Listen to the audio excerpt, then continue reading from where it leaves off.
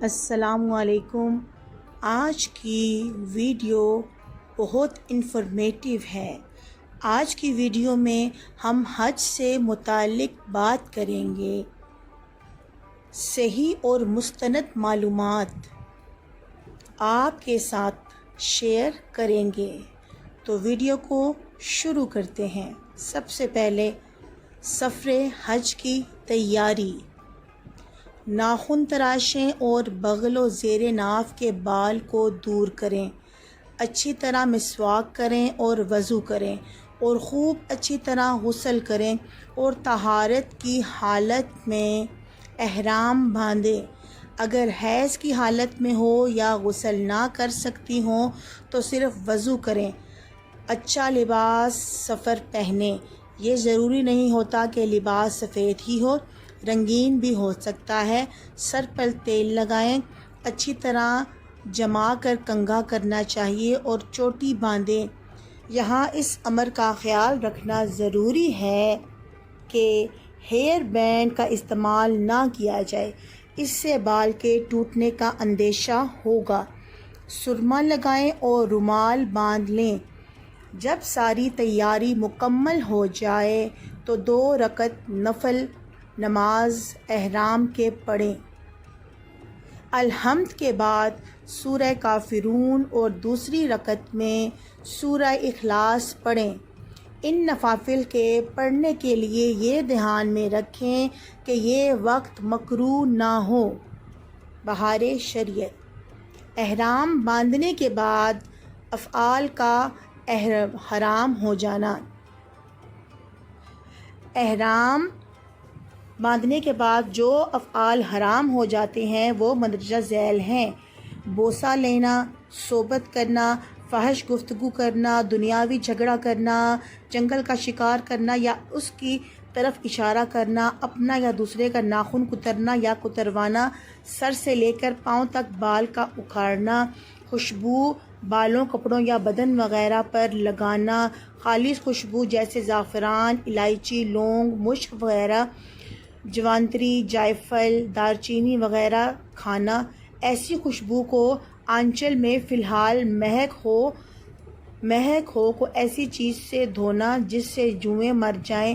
مہندی کا لگانا، زیتون کا یا تل کا تیل، اگرچہ اس کا احرام نہ ہو، جو مارنا، کسی کو اس کے مارنے کا اشارہ کرنا، اس کے مارنے کا کپڑا دھونا یا دھوپ میں ڈالنا، غرض جوں کے ہلاک پر کسی طرح باعث ہو، در مختار از بہار شریعت۔ حج کیا ہے؟ حج نام ہے احرام باندھ کر 9ویں ذی الحج کو عرفات میں ٹھہرنے اور کعبۃ اللہ یعنی کہ کعبہ معظمہ کے طواف کا، اور اس کے لیے ایک خاص وقت مقرر ہے کہ اس میں یہ افعال کیے جائیں تو اس کا نام حج ہے۔ بہار شریعت حج کا بیان۔ حج کی فرضیت۔ حج کی فرضیت قرآن پاک سے ثابت ہے۔ اللہ تعالیٰ قرآن پاک میں ارشاد فرماتا ہے کہ بے شک پہلا گھر جو لوگوں کے لیے بنایا گیا ہے، جو مکہ میں ہے، بابرکت والا ہے اور ہدایت کے تمام جہانوں کے لیے اس میں کھلی ہوئی نشانیاں موجود ہیں۔ مقام ابراہیم، اور جو شخص اس میں داخل ہو باامن ہے، اور اللہ تعالیٰ کے لیے لوگوں پر بیت اللہ کا حج ہے۔ جو شخص با اختیار ہے، اس کی طاقت رکھے، اور جو کفر کرے تو اللہ سارے جہان سے بے نیاز ہے۔ اور دوسری جگہ ارشاد ہوتا ہے کہ حج و عمرہ کو اللہ کے لیے پورا کرو۔ حج کی اقسام۔ حج کی 3 اقسام ہیں۔ سب سے پہلے قران، نمبر 2 تمتع، نمبر 3 افراد۔ حج قران کی تعریف۔ حج قران یہ ہے کہ میقات سے گزرتے وقت حج اور عمرہ دونوں کا اکٹھا احرام باندھا جائے اور پہلے عمرہ کے افعال ادا کیے جائیں، پھر حج کے ارکان ادا کیے جائیں اور 10 ذی الحج پر قربانی کے بعد دونوں کا احرام اکٹھا کھولا جائے۔ حج تمتع کی تعریف۔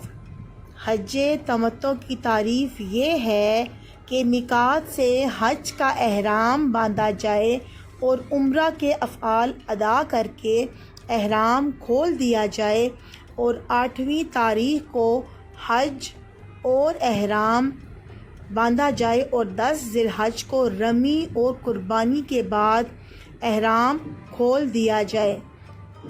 حج افراد کی تعریف۔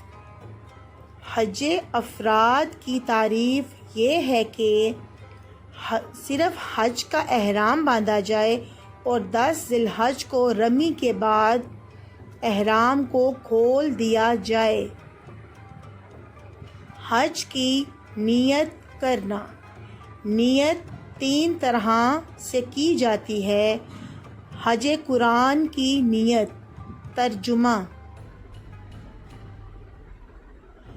اے اللہ، اگر میں حج کرنا چاہتا ہوں تو میرے لیے آسان فرما اور مجھ سے قبول فرما۔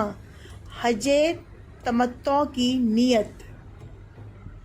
ترجمہ: اے اللہ، میں عمرہ کرنا چاہتا ہوں تو میرے لیے آسان فرما اور مجھ سے قبول فرما کہ میں نے عمرہ کرنے کا ارادہ کیا اور اس کے ساتھ اللہ تعالیٰ کے لیے صدقہ دل سے احرام باندھا۔ حج افراد کی نیت۔ ترجمہ: اے اللہ، میں عمرہ اور حج چاہتا ہوں تو ان کو آسان فرما اور مجھ سے قبول فرما۔ بال کٹوانے کا حکم۔ مرد کی طرح عورت کو حلق کروانے کا حکم نہیں ہے، وہ صرف 1 پورے برابر بال کٹوا سکتی ہے۔ فتاویٰ رضویہ بہار شریعت سنی بہشتی زیور۔ حج کے دوران عورت کا لباس۔ حج کے دوران عورت اپنے سلے ہوئے کپڑے پہن سکتی ہے اور موزے بھی پہن سکتی ہے۔ عورت حج کے دوران اپنا سر چھپا سکتی ہے۔ احرام میں منہ چھپانا عورت کو حرام ہے، اور اگر وہ کسی غیر محرم کے سامنے ہو تو منہ کے آگے کوئی پنکھا، کوئی رومال وغیرہ رکھ لے منہ چھپا کر، یعنی کہ جس سے منہ چھپا جا سکے اور منہ سے بچا کر سامنے رکھے۔ عالمگیری در مختار۔ ایسے اچھے اور انفارمیٹیو کانٹینٹ کے لیے ہمارا چینل اپ میٹ کو سبسکرائب، لائک، شیئر اور کمنٹ کریں۔ صدقہ جاریہ کی نیت سے اس اچھی انفارمیشن کو، اس ویڈیو کو شیئر کریں۔